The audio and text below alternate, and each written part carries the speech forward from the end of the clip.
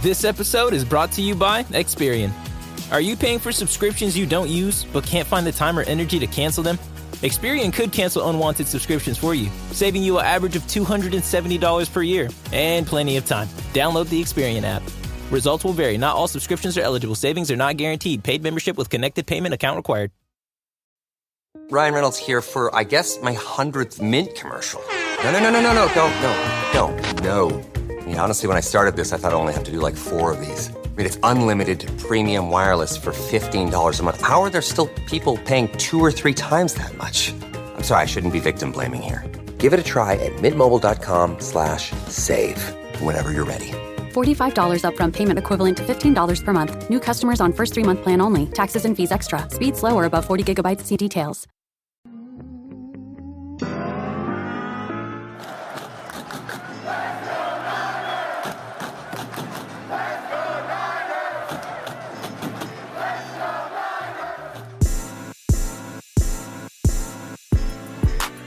Welcome into 49ers Access. My name is Sterling Bennett, and we are finally reacting to week number 2 of the NFL preseason and giving our second edition of Stock Up and Stock Down of the, again, 2024 NFL preseason. Hopefully you watched yesterday's game between the San Francisco 49ers and the New Orleans Saints.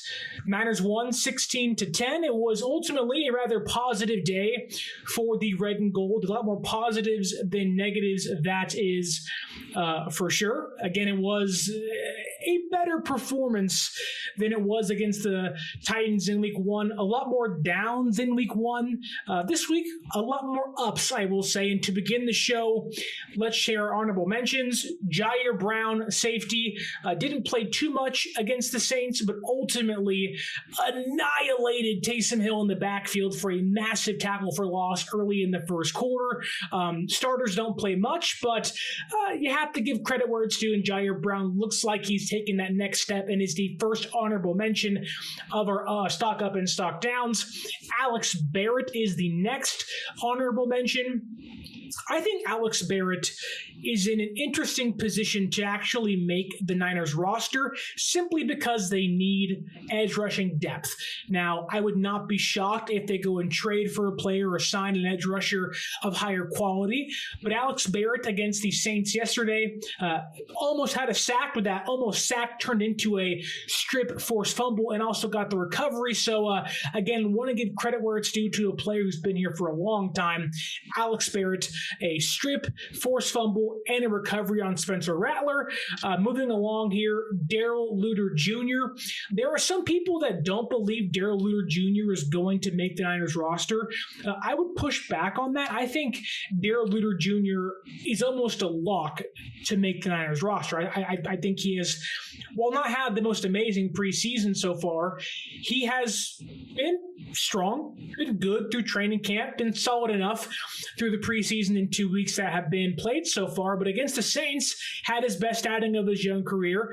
Now again, it is preseason, but that's why we're here. He was the most targeted player in coverage yesterday for San Francisco's defense, and despite being targeted the most on 6 targets, he had 6 total targets, only gave up 2 catches for 18 yards, almost had an interception, ball right through his hands. So a nice day for a young cornerback trying to make the roster. Then there's Tatum Bethune, 7th round pick this past year. I think he has not been a surprise. I expected him to push for that 3rd linebacker job, but he has 18 tackles through 2 games so far, had 10 yesterday. He leads the team in tackles so far in training camp, and I think when you look at tackles as a primary stat, things get tricky, because one way is you are a tackle merchant. You're Blake Martinez, right, for the Packers and the Giants a handful of years ago, where you're not playing fast, you're not hitting your angles in your spots where you should, and ultimately you are essentially playing too conservative. You're not making plays. You're letting the game come to you rather than attacking the ball. That's not been Tatum Bethune. Yes, he's young. He's made some mistakes, but he has 18 tackles for a reason. He continues to find himself in the area where the ball is. And he's looked good. He's not missing many tackles. He's looked okay in pass coverage. But you can definitely tell that he has a knack for being around the ball. 18 tackles. He isn't a tackle merchant. He isn't stealing tackles. He's out there. He's out there simply just, again, putting his nose in the dirt and getting his face in where the ball is. And our last honorable mention is more of a mixed in my eyes, but I want to give him a credit for a couple nice plays on the day. Samuel Womack, not great as a cornerback, not the best cornerback out there on a 4th and 5. I think with Derek Carr still playing quarterback, Gross Matos gets pressure. Womack gets beat to the outside towards the right sideline, gives up the first down. Not what you want to see. He's a player who I don't think makes the roster, but on special teams, that's his bread and butter. I thought yesterday he was really good in special teams. In the second half, he had a really good open field tackle. I think he kind of nosedived early in the game, definitely kind of picked himself somewhat back up in the second half. So again, more of a mixed, but ultimately an honorable mention, if you will. I want to shout out Papa J saying, "What's up, Sterling? What's up, Papa J?" And Invade 49er says, the Saints might release Foskey. He could be a fit. Also, Raiders might trade Tyree Wilson. Yeah, that's certainly an option in regards to depth on the edge rushing position. I'm not too sure San Francisco wants Wilson from the Raiders. I don't think Wilson will be traded, but definitely a whiff so far by that regime, or the new regime didn't draft him, so he could be out of town. But they'll probably have a high asking price for him. Moving along, though, to our first stock up of week 2 of the NFL preseason against the Saints. That is Joshua Dobbs. Now, Joshua Dobbs came into this game, I think, not having quarterback 2 locked up, but definitely having the edge in that room simply because of the moves he can make with his legs. And against the Saints, did that again. Against the Saints, Joshua Dobbs was 12 for 21, 133 passing yards, 25 rushing yards, and 1 rushing touchdown. There was some bad, despite a lot of good. There was a 3rd and goal where Dobbs evades and kind of leaves a clean pocket, spins to his blind side, his left, almost right into the edge rusher because Jalen Moore got too deep. The edge rusher, Moore didn't get deep enough.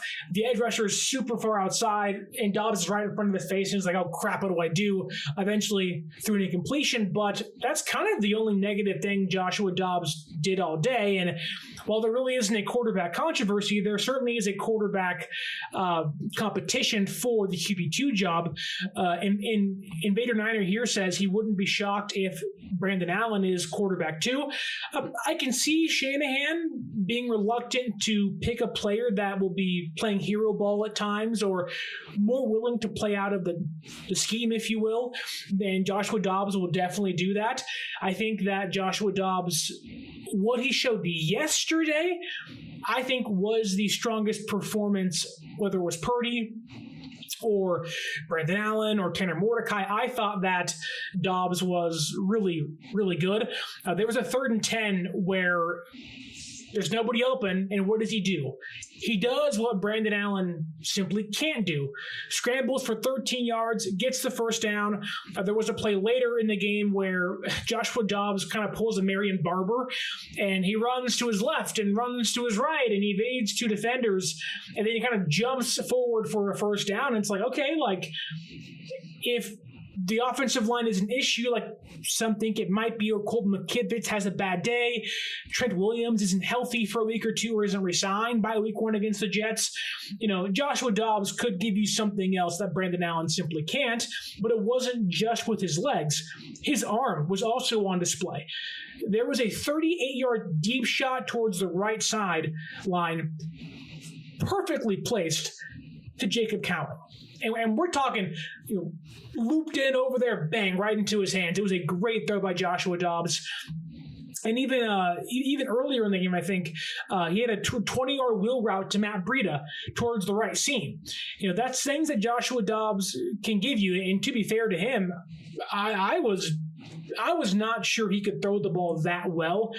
Now, was it against all of the Saints starters? No, but the Saints should be a better defense. Some are saying top 10. I won't go that far. I will say the Saints always have a tough defense, a stout defense.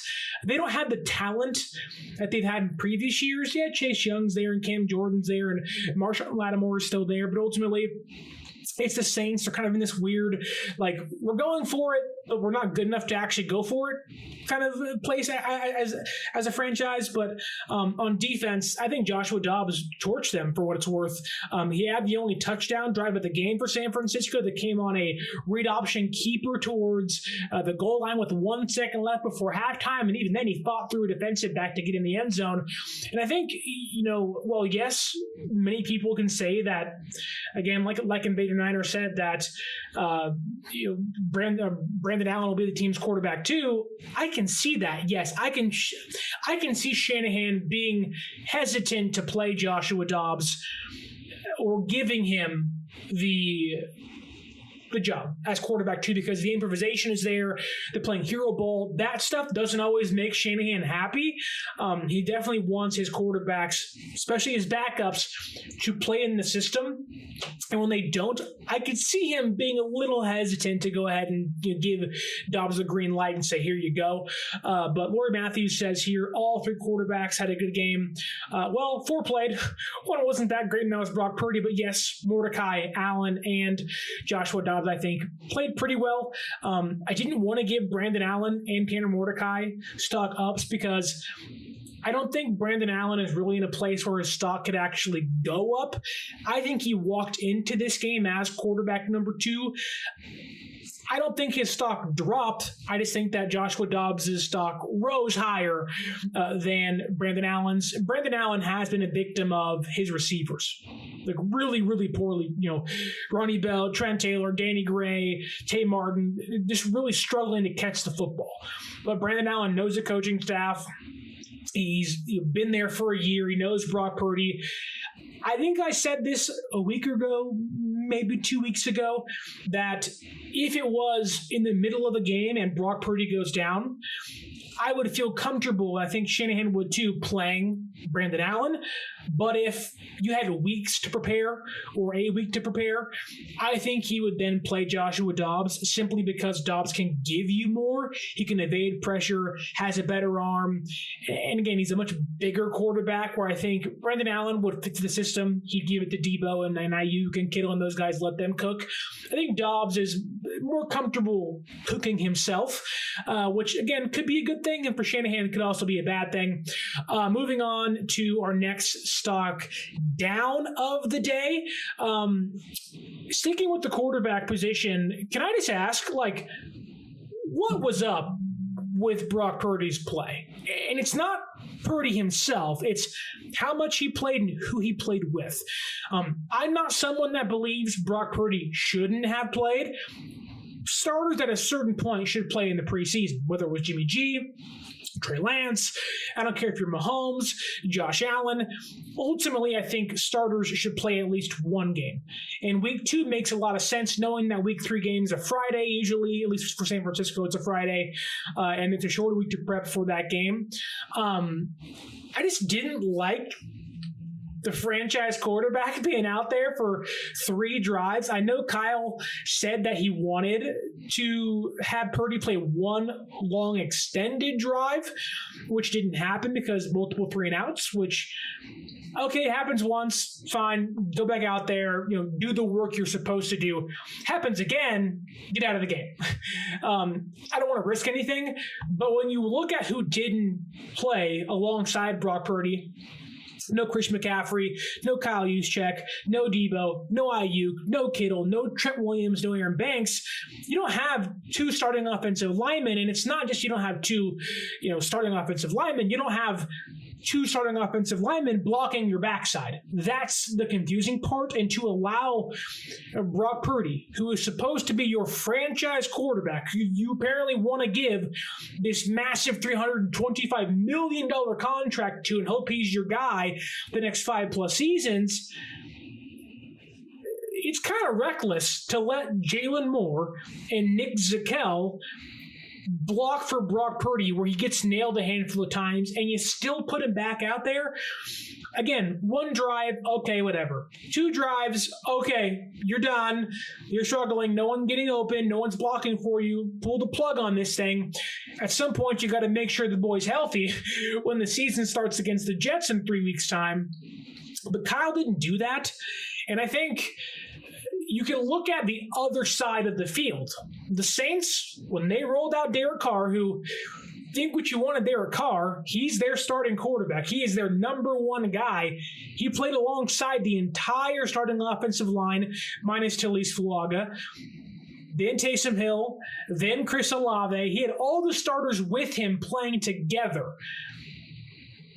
Why was Brock Purdy out there with Jacob Cowing and Ronnie Bell and Trent Taylor and Nick Zakel? And yeah, sure, Jake Brendel's there, fine. Sure, Colton McKivitz is there, Dominic Pooney's there. I don't even think the offensive line on the right-hand side was that big of an issue. It's the left-hand side.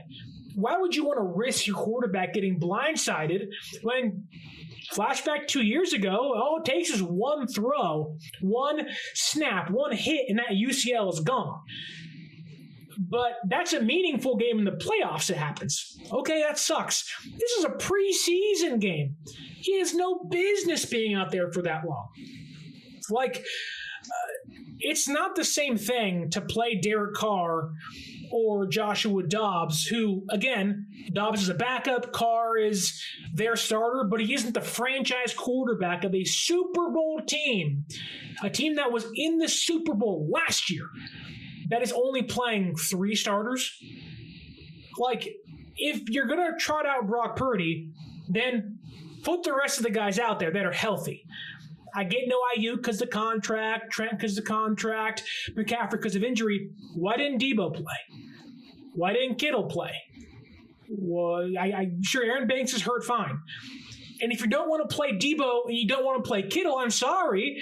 Your season rides on Brock Purdy being healthy much more than George Kittle and Debo Samuel being healthy. They've missed time over the last 3 seasons, and you've been in the playoffs every single year. You can't afford to watch Joshua Dobbs play a full season of football. If this is the last dance, there was no urgency of Kyle Shanahan to keep his quarterback standing upright. That's confusing. If you want to play him, fine. I'm good with that. Then play everybody else that can actually suit up. Don't pick and choose and watch your quarterback get hit 3 or 4 times, then say, okay, we're done. Just pull him out. After 1 hit, after 2 hits, take him out. We're good. Yeah, we didn't get what you wanted. There was no joint practices. I get Kyle values those more, but I value the health of my starting quarterback over preseason reps. You know who Brock Purdy is. He doesn't have to prove anything to you. I'd rather Kenny Mordecai get 10 more reps, 3 more drives than Brock Purdy risk getting injured. I don't love that from Kyle Shanahan. It's just confusing. It's not a negative. It's just what are we doing? It doesn't make sense. And yes, Invader Niner, I get this. I don't mind Brock getting hit. You have to get hit. You want to play in the NFL? You got to get hit and get back up. I'm cool with that. Totally fine with that. I have no problem watching Brock Purdy get hit once he threw it and kind of gets smacked. What I don't want is him running in circles like he was, trying to find a play to make, throwing the ball at an awkward angle, getting smacked in the side of the shoulder, then going down. That's what we can't have here. That's where it's what the heck are we doing, Kyle? That's okay, re-examine what you're doing here. Someone's got to get in your ear and say, Kyle, let's think straight. Get the boy out of the game. Moving on to our next stock up from week 2 against the Saints. Surprisingly, it's a receiver. Jacob Cowing. Jacob Cowing was amazing yesterday. He was phenomenal in his NFL, if you will, debut. The first time fans have actually seen a rookie receiver in this 2024 draft class. Cowing looked phenomenal. He looked like he belonged. He was fast. He was physical. He was doing the end arounds. He was taking 38-yard deep balls down the field. He almost had a touchdown in this game. And I think what we saw on display was exactly what he did at Arizona. It's a guy that can be a gadget player, sure, but he can also extend the field. He can open up things for you. And I just started to envision him playing with Debo and Ayuk and Pearsall and Jennings and Kittle. Like, this kid can do some things. And we already knew that from the scouting report. But Jacob Cowing, I think his role is probably going to be as a return man. But I would not be shocked if Jacob Cowing, by the way he separates, how he plays physical, he touched the ball 5 times, had 70 yards, had a 19-yard end around, had a 38-yard deep ball. Like, he's versatile. He's really quick, and it's weird. And we'll kind of talk about the other receivers in a second, but when you watch players like Dante Pettis, who I know played great against for the Bears this week, but Dante Pettis and Danny Gray, their speed never translated to the NFL. Jacob Cowing's speed translates to the NFL, the gadget plays he can do in the Shanahan offense. Obviously, you can project what he could be, but from what he's shown in just one game, mind you, the sky is the limit for a player like Cowing in Shanahan's offense. Yes, he'll be the Ray McLeod replacement, probably the backup Debo Samuel, if you will, this season, because he can do things like that. But I think, we all talk about the Miami Dolphins' speed, and rightfully so. Tyreek Hill, Jalen Waddle, a couple of years ago was Trent Sherfield, Devon Achane, Mostert. Cowing does have a little bit of that Miami Dolphins offense vibe, which obviously is rooted in Kyle Shanahan's offense, but he brings something else to the offense that San Francisco doesn't have, but have been looking for a long time. Dante Pettis, Danny Gray, even in previous years, Ronnie Bell. Cowing really can be a deep threat, but also a gadget player, and despite being 5'9", wants to get physical. Did have one play you were like, okay, let's stop being Ted Ginn for a second. He caught a screen pass, makes 2 guys miss, runs all the way to the right, and then gets crushed. It's like, okay, learn to call it a day. But overall, I think a really, really strong day for Jacob Cowing, and already was going to make the roster, but definitely, put his stamp on that 5th or 6th depth chart spot in the receiver room. To our next stock down, kind of already talked about him. That is Jalen Moore. If there is any actual winners and losers from a game like this, well, yes, it was 16-10, Niners won. I think Trent Williams has every right to ask for about $5 million more after watching, Brandon Parker and Chris Hubbard and Jalen Moore especially get an opportunity and just be terrible the majority of the game. I get Jalen Moore was sick last week, didn't play.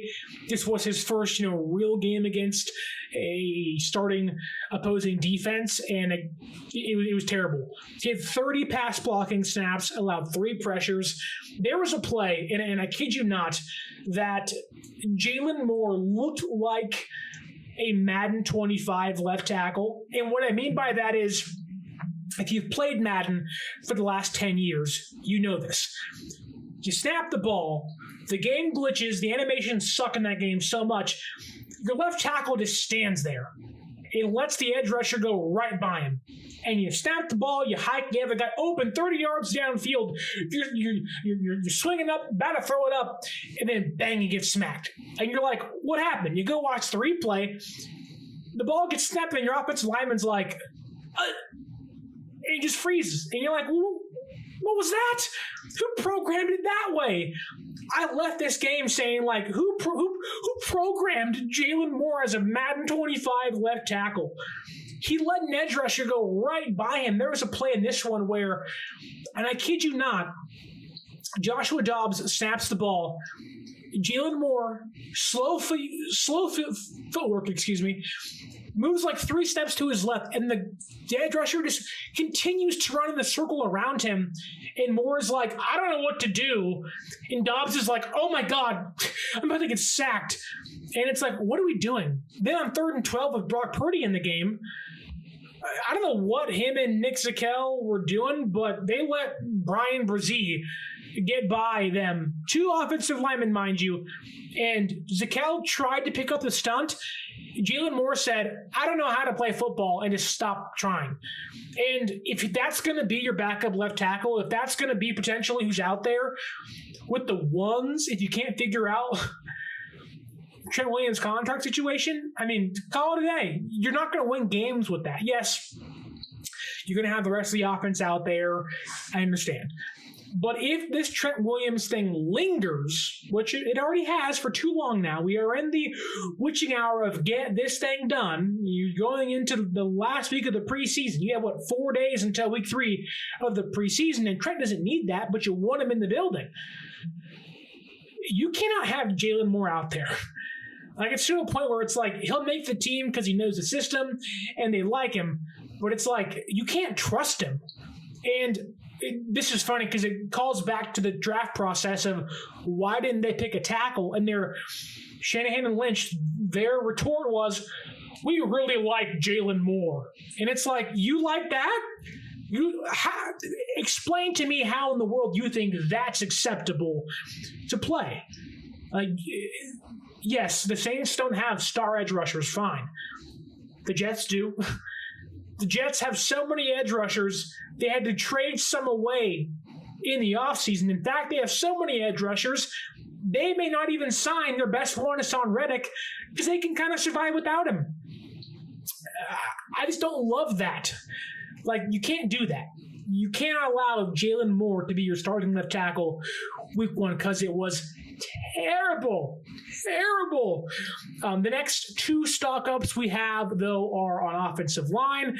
I've already seen many of you in here talking about Dominic Pooney, talking about he always looking for work, taking on Brian Brzee on a spin move. I agree with you all. Dominic Pooney has been the ultimate stock-up. If there's one player you left training camp or the preseason thus far saying that guy's going to be a star, that guy's going to be a starter week 1, it's Dominic Pooney.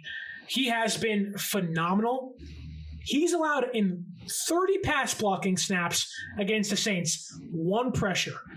Against the Titans and Saints, 44 pass blocking snaps, 1 pressure allowed, no quarterback hits, and no sacks.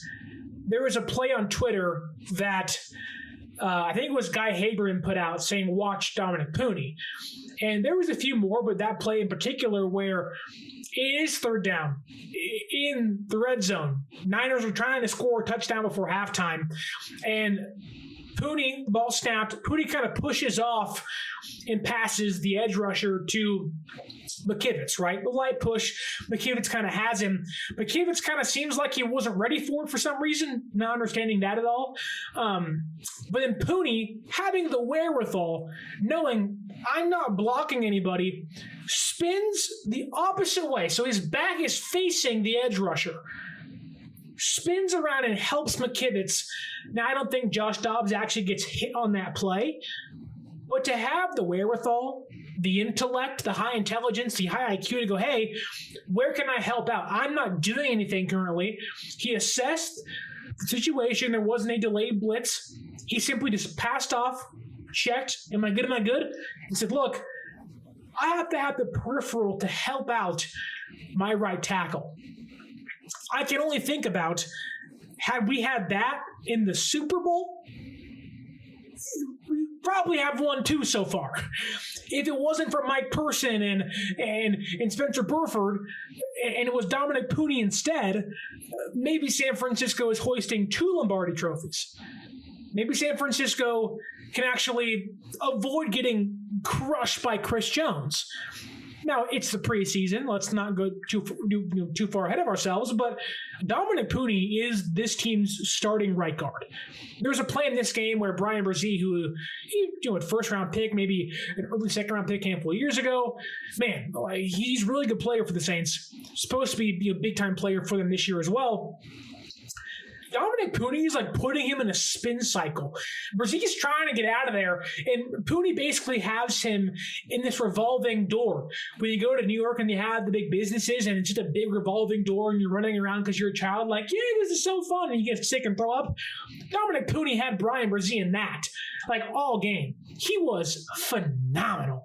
against the Saints and has been really good the past 2 preseason games, and took that right guard position from Burford and Feliciano due to injury, and I don't think he's giving it up anytime soon, which, again, I already see many of you in the comments talking about Jarrett Kingston. Yes, Jarrett Kingston also gets a stock up. I'll be the first to tell you that I didn't love the Kingston pick. I thought there were more moves they should have made, and the time will maybe justify that. I think having a backup tight end would have certainly helped. I think there was bodies at that point in the draft in the 6th round that could have helped you over a Cam Latu, over a Eric Saubert, over a Mason Pline, or a Jake Tungis. But Jarrett Kingston, to my surprise, and good for him, he's looked really strong as well, to a point where it's like, okay, like maybe in 1 year's time, you can say goodbye to John Feliciano. You can afford to, let Spencer Burford walk or trade him when he's healthy. And because Jarrett Kingston has been really good as well, playing right guard and right tackle, also playing left guard at times during training camp and preseason. But Kingston, kind of like Pooney, in 40 pass blocking snaps against the Saints, only 1 pressure allowed. In the last 2 weeks, 60 pass blocking snaps, only 1 pressure allowed. I mean, man, I know San Francisco has a type with their offensive linemen. They like those quick shuttle times. I'm pretty sure that Dominic Pooney has a 4.47 shuttle time. They love the 3-cone drills and stuff. They want offensive linemen that can move. Kingston and Pooney can move, yes, but they've been really good as pass blockers. And, Dominic Pooney and Kingston, yes, need work in the run game, but it's not like Pooney wasn't run behind for about 4 yards a carry in Kansas. If anybody's leaving the preseason not being impressed with Dominic Pooney or Jarrett Kingston, I get Pearsall hasn't played, and the defensive rookies have kind of gotten more of the spotlight. Malik Mustafa, D. Winters, Bethune. I mean, if we were to show or treat offensive linemen rookies specifically like, young quarterbacks, if you're to put highlights out there on NFL's Twitter or X and other stuff like that, I mean, Dominic Pooney so far would be the Caleb Williams of rookie offensive linemen. It's really, really impressive what they've done. And Kingston and Pooney both deserve massive thumbs up and praise for what they've done so far. Which brings us to our 3rd stock down of the evening. That is the backup wide receivers. The backup wide receivers with the San Francisco 49ers, if I'm going to be blunt, just kind of suck. And yes, many of them have specialties, mostly on kick returns and punt returns. And how much can you truly ask out of your 6 and 7 and 8 and 9 receivers? The issue is Trent Taylor's been a veteran for a long time, and he should know how to play in the NFL. Although he's older now, but then Danny Gray is a former 3rd-round pick. Ronnie Bell is a late-round pick last year. And then you have Tay Martin, who's a UDFA, but I think ultimately he's probably better than Danny Gray and probably better than Ronnie Bell and Trent Taylor, if I'm being completely honest with you. But just shockingly bad. The lack of ability to separate was staggering. I get against the ones you're going to struggle. That's expected. But Trent Taylor, and I like Trent. He's a vibes-only kind of guy. There's 10 seconds before halftime. It's 3rd and goal. Taylor has the ball hit him right in the hands. That would have been a touchdown, and he dropped it. Then later in the game, it's 3rd and 8. And there's a screen pass to him to the right. He catches the ball. He has 5 wide open yards, no defender in sight. He can get 5 easy yards to his right. Instead, he cuts inside to, I would assume, follow his blocker, who's blocking someone actively. But instead of going around them, leading further inside, or again, taking the outside open space, he runs right into the back of the blocker. It's like, what the hell are you doing? Like, I get you aren't this yak ability kind of player, but you can't give me 5 free yards? Is your ball carrier vision that bad to a point where you cannot see wide open yards on the field? The Saints were giving you free space, and he said, I don't think I want that. I'm going to make my life harder for myself. And it's like, what is the thought process there? And ultimately, like, if you don't have the instincts in preseason, why would you have them in the regular season? I get it. He's a kick return, special teams kind of guy, and practice squad player, sure. But I am so tired of hearing Trent Taylor's having a phenomenal camp. Yeah, a couple nice days. I do not want to hear he might be locked in for a roster spot. Why? Why? What has he shown anybody? He's a practice squad elevation at best. At best. Terrible game against the New Orleans Saints. Then Ronnie Bell, who at this point is kind of a younger version of Trent Taylor. Inconsistent hands, drops a handful of balls, and kind of fights his way back and catches a handful.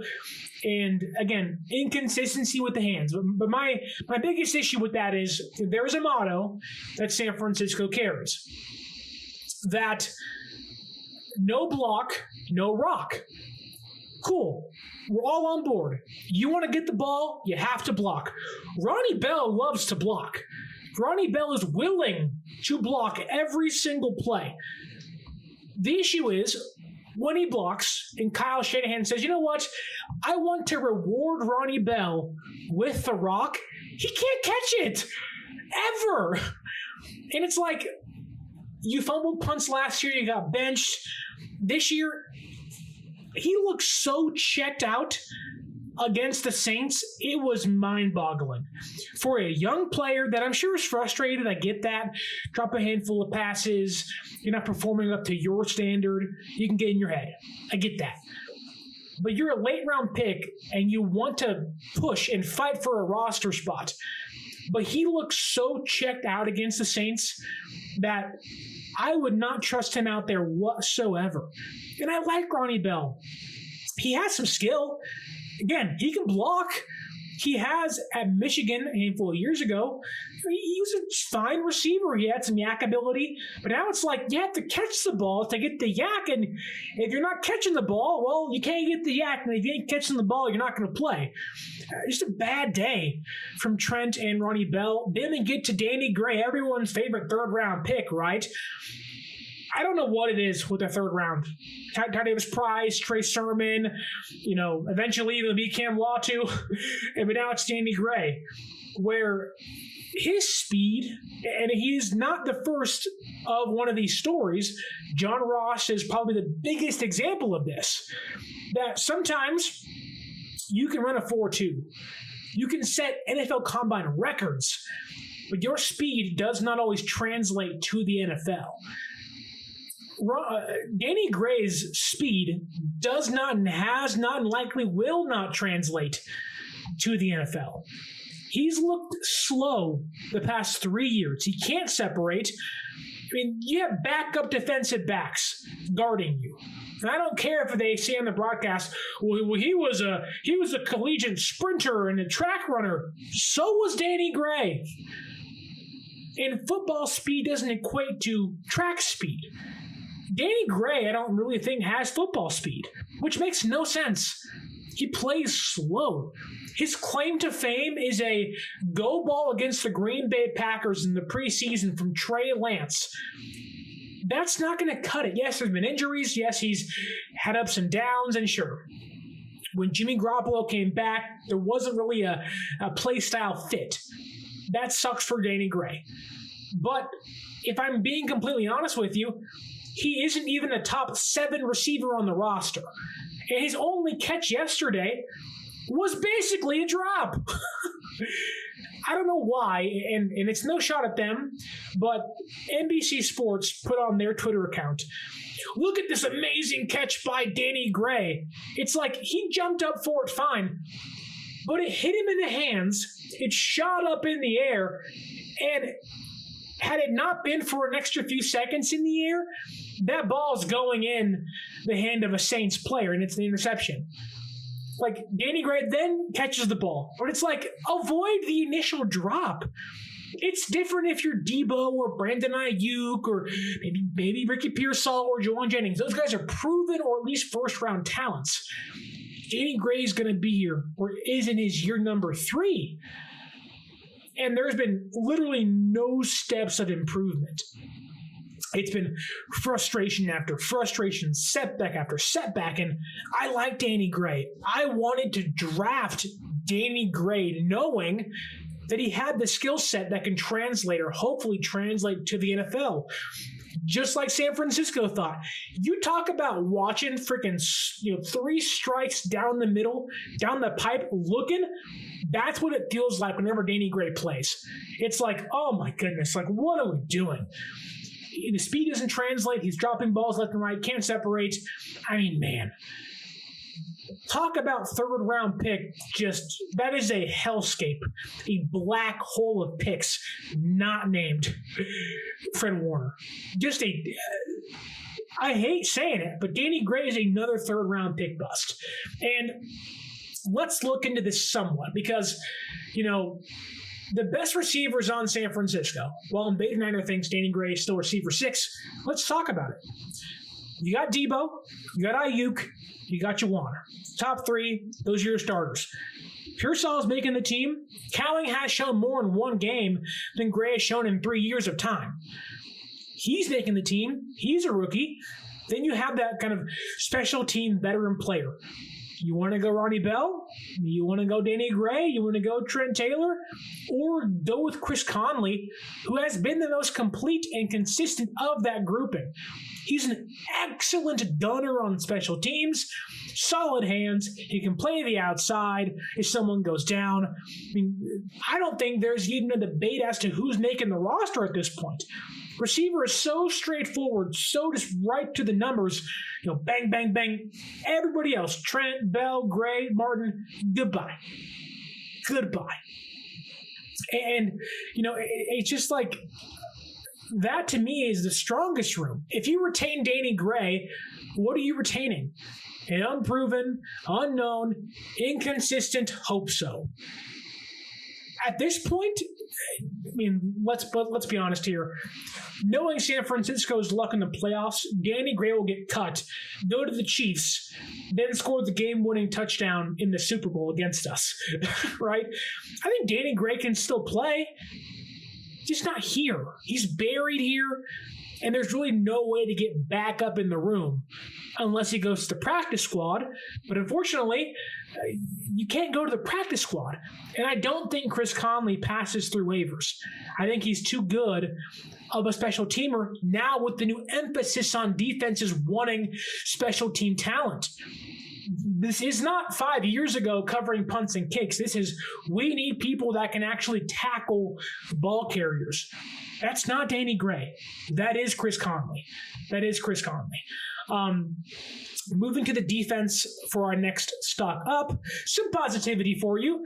A young player actually playing kind of out of his skis and really well. Renardo Green, second-round pick this year. I'm not sure if he starts, but if Isaac Yiadom isn't healthy come week 1, Green is likely in line to start opposite Mooney Ward and Demo Lenore on the outside. And I thought this was Green's best game so far. He's had kind of not a bad training camp. There's been a lot of highlights. There's been a lot of things you want to see, unafraid to get his hands dirty. He's sticky in coverage. The things we talked about when he got drafted, those things have translated to training camp. He's just young. He'll make mistakes.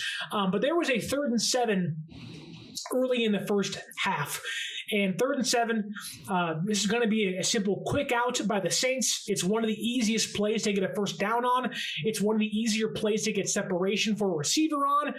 Renardo Green sticks with the receiver near the right sideline, plays the receiver, not the ball, knocks the ball out of the ground, out of the receiver's hand, and then creates a 4th down eventual punt. That's what you want from young players. That's what you want from rookies. I think despite one play of the day, Renardo Green held up really well against Chris Olave, who's probably a top 25 receiver in football, if not higher. Like, he's a bona fide number 1. quarterback play certainly held him back. But when your second-round pick, your what seems to be fourth cornerback, holds up against another team's number one receiver, and we're not talking like terrible team number one. We're talking about, another middle-of-the-road team's number one former first-round pick receiver.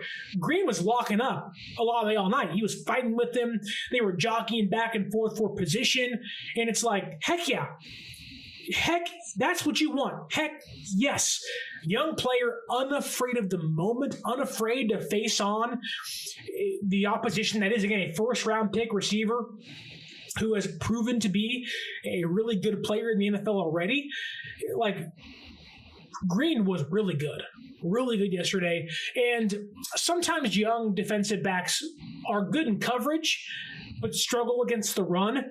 There was a play in this game where I thought that Green's ability to chase down the ball carrier. There was a play by, I think it was Jamal Williams. He had a 5-10-yard run, a big chunk gain on the ground, and Green chased him down, didn't give up, fought from one side of the field to go tackle the ball carrier. That's what you want to see. High effort and ultimately high reward so far from Green through 2 games. Definitely a big stock up for him, and kind of riding high into a position where, again, if Gabe isn't healthy, Green's probably starting against the Jets in week number 1, which will be awesome to see if that's the case. Moving back down to our final stock down of the day. It is my and your favorite player to discuss, Cameron Latu. Today I released my 53-man roster prediction, and I went back and forth on this because the Niners usually only utilize 3 tight ends. Usually it's been George and Dwelley and Warner in the past. Sometimes they've carried 4. And last year there was a lot of injuries, so it's kind of up and down on who they picked up and who they kept. Going through my roster predictions, I could not find a spot for Cam Latu. And yes, if they keep 4 tight ends, he'll be the 4th guy. But what's more likely? They keep George Kittle, Eric Saubert, Braden Willis, then they bury Cam Latu behind them where he doesn't play, is probably inactive for all 18 games or roughly, the majority of the season. Or they keep George Kittle, they keep Saubert, they keep Willis active all year long, then cut Latu and retain a player like Jake Tunges, who is going to be your practice squad guy for sure. Elevations here or there. It just feels like the experiment of hoping Latu becomes something is over. He's in year 2.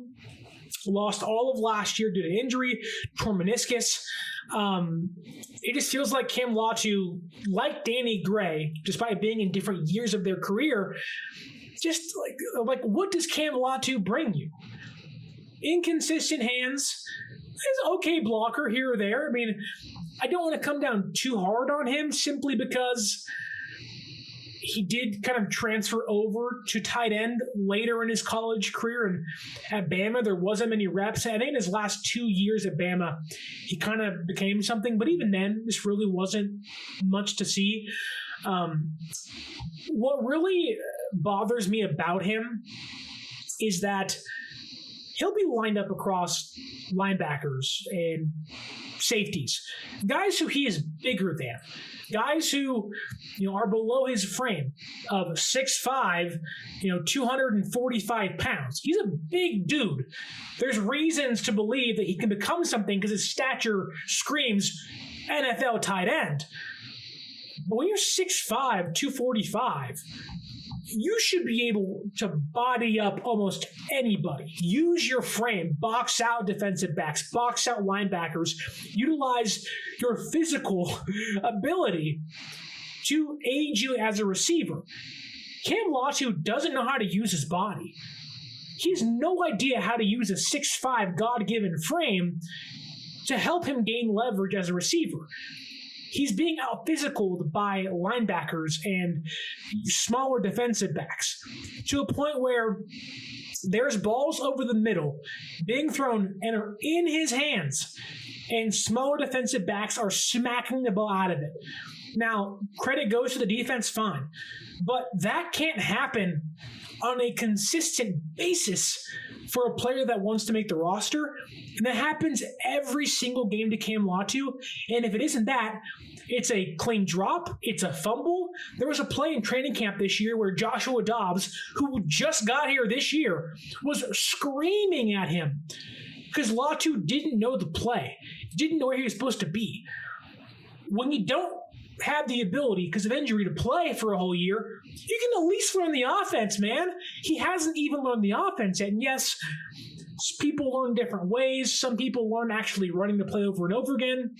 He couldn't do that. Maybe that's the case. But again, for a third-round pick who San Francisco talked up of he can really become something, he was a project from day one. The project has kind of played itself out. There has been no improvement. There has been even no signs of improvement. He, yes, had 3 catches for 30 yards, but again, drops the ball over the middle, can't use his body. The only saving grace to Cam Latu in this game was his block on the outside on Cowing's 19-yard end around. Where, okay, if Cam Latu can just be a solid NFL blocker and be a special teamer, there's a place for guys like that in the NFL. Charlie Warner being one of the biggest examples of that, a blocker and a special teamer. The thing is, that's Eric Saubert's job now.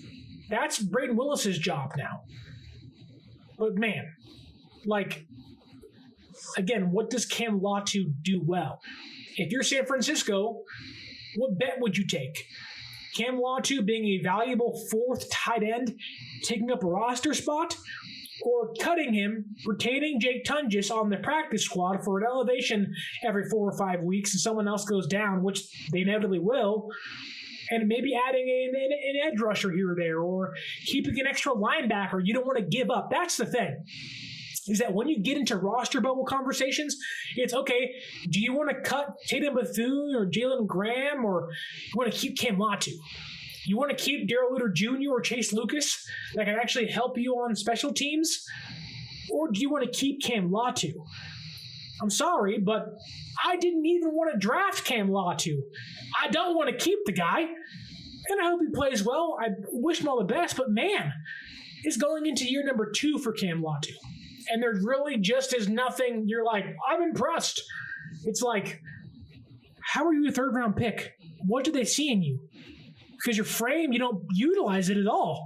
You're an okay blocker at best, and you can't be a receiver. Like, you're not going to back up George Kittle. And if you are, not a good day. Ever. Let's be positive, though. Move back up towards the top. And our last stock up of the evening is Curtis Robinson. San Francisco has been looking for a backup Mike linebacker for a while now. Now, Fred Warner is the true number 1. He's an all-pro for sure. But with Dre Greenlaw being injured, Devondre Campbell's now in the building. D. Winters has seemingly taken a step up this year. You have younger players like, Tatum Bethune and Jalen Graham, who you like. Still not really a Mike linebacker. Curtis Robinson has stepped up in a big way to be that during training camp with a green dot. And definitely after this game against the Saints, he was all over the field. He was everywhere. He's making plays in Spencer Rattler's face, batting the balls down, being unafraid to get in the quarterback's face. And some guys will jump early and the quarterback will throw around him. He just kept running for him and put his hands up. That's good stuff right there. There was a play where, Taysom Hill was running the football and Robinson got in the backfield so fast, got him for a tackle for loss. And you and I both know how tough Taysom Hill is to bring down. That's a tough SLB to bring down. Robinson got him down in the backfield. Then later in the game, there was a play where I think he evaded Taysom Hill's block as a fullback and then got the running back in the backfield. Again, it's hard to evade Taysom Hill. He just shot right by him and bang, had the ball carrier down. It was like, well, he can play the Mike linebacker. He's instinctual so far in training camp and preseason. He's a lock. Like, if I had to make the linebacker room today, it's Fred Warner, Devondre Campbell, and D. Winters, Tatum Bethune, and Curtis Robinson. Like, DFF is no longer the veteran lock to make the roster he was walking into the season. Curtis Robinson has taken over his spot as the veteran backup behind Fred and definitely behind Devondre Campbell, to a point where I would not be shocked if San Francisco is any teeny bit hesitant to play and start D. Winters to lead towards a young player. Curtis Robinson may start against the Jets week 1. Now, I wouldn't do that, but hey, if they don't want to play a young player, don't want to play a young guy, I could see Curtis Robinson playing and starting against the Jets when they go to their base, 4-3 defense. I do have an extra mixed bag for you today, and that is Malik Mustafa. There was a lot of good, and there has been all through training camp, and especially in this game, a lot of good. Mustafa plays hard, flies around, and does his job. Against the Titans, clearly a much better day, but he was making highlight plays in that game. Where in this game, he had 5 tackles. He was more so cleaning up a lot of plays that when his teammates missed tackles, he was there to kind of clean up the mess. That's what a safety does, right? He was doing his job. There was a play in this game where Derek Carr threw to Chris Olave, and Mustafa just, again, out of a cannon, just bang, lit him up. And it was like, yes, that's what you want from a likely in the box safety, although he can play coverage and play back, sure. But Mustafa, to me, is probably going to be utilized in like specific situations. Probably not going to start week number 1. I think it'll be Jair Brown and George Odom with Mustafa kind of mixed in there as the kind of, wild card third safety in the box guy to make the explosive play. My bigger issue with him is because, and it's the same thing for Jair Brown early in his career, same thing for Talanoa Hufanga early in his career, which doesn't shock me because Mustafa plays very much like them. Mustafa has a tendency to take bad angles towards tackles. Usually it's on running plays. He plays so hard and so fast where instead of taking the smartest route to the ball carrier you may give him a couple extra yards, 3 or 4 yards here or there, but you secure the tackle and you get him down, halting a massive play of 20 plus yards. Mustafa does have a tendency to just say, gotta kill, and miss a tackle here or there, and all of a sudden the guy is 25 yards behind him, and he's like, what happened? And that does concern me, but that's stuff you refine with reps. That is something that Hufanga had to go through early in his career, which is why he sat for a whole season. He was a special teamer for a whole season behind Tart and Jimmy Ward. Same thing for Jair Brown. Brown wasn't going to play until Hufanga got hurt. That's probably the same path that Mustafa's on, where you love him. He's a great prospect. He can be a great player for you. You just want him to kind of refine himself a little bit more, mainly in the angles he takes. Again, when you're a safety, you're the last line of defense. You can make a highlight play. We're all for that. We don't want to hinder that play style. What you want to do is clean up all the things that can truly, again, be cleaned up and refined and fixed. Like, you can take better angles to the ball. You can secure better tackles. There was a play in this game where it was, I think, one of the Saints' early scoring drives, Derek Carr's scoring drive, where the ball carrier is at the goal line, which ultimately he was ruled down beforehand, but Mustafa had a clean shot right at him, and he missed the tackle. And it's like, man, like, you have to make that tackle. You cannot just be playing so fast. You can't readjust your body or, essentially what I'm trying to say is that like he almost plays too fast. Or it's like, slow down. And I think once he plays more, the game will slow down for him. It's just we are seeing the early stages of a young player that is like, he wants to hunt something. He's on the hunt. He's the inexperienced hunter that has all the tools. He has the right weapon.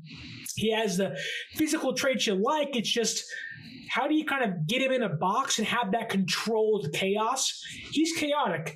You want to have that controlled chaos because he can be truly something special. Malik Mustafa can just be simply awesome if they can control that chaos that he has because he's fun. He is fun to watch. But I want to thank all of you guys in the chat, from Invader 49er to Lori Matthews, Papa J, Rob Smith. Saw 49er Media up here earlier.